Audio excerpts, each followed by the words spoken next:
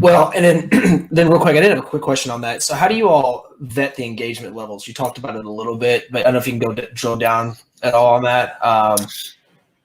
Yeah, I mean, so for us, there's no script to be written that can accurately do that. It's not a character count. It's not something like that. So Right. a lot of it is manual sorting, where we're able to kind of look through. There's kind of certain metrics. When are you adding followers? One of the big things we saw with the NBA teams is that they just have this constant drip of fans who are following their page no matter what time of day. So midnight to 5 a.m., you're getting people who are following the accounts, and we're able to look and see if these followers have, one connection, two connections, one post ever, 0 comments.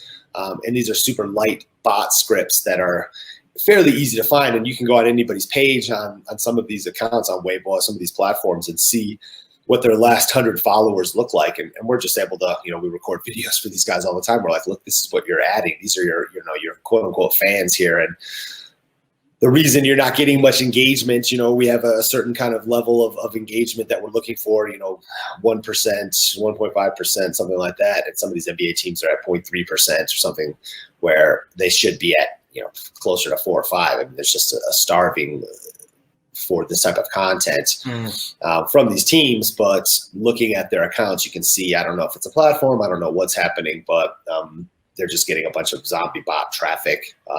So yeah, certain things like that, we'd like to see in general, likes being less than half of total engagement being near, close to about 1% at a minimum, things like that really kind of let us know, is this an engaged follow? The alliteration I usually use is like, hey, just because somebody has 1 million followers, it doesn't mean that that's, a recently developed account that's well engaged. I might have liked Britney Spears when I was in college. Doesn't mean I want to check out her new music now.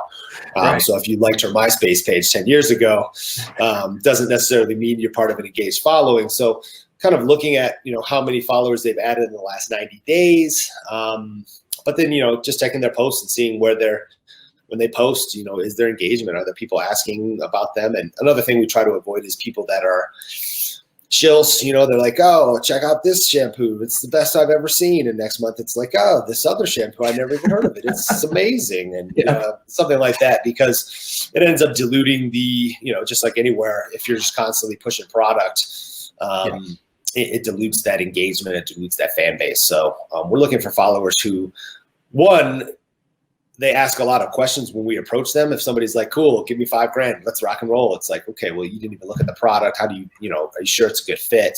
Because we're looking, a lot of what we try to do with influencers is we're testing whatever it is, esports, physical products. We're trying to test different demographics. So we want somebody who knows their demographic and is going to give us and say, oh, well, my demographic is, 18 to 25-year-old women. I don't think I'm going to sell this anti-itch foot cream or something like that. It doesn't make any sense to do something like that. So we want somebody who's actually paying attention to their demographic and is looking for a product that's going to be a good fit long-term. I mean,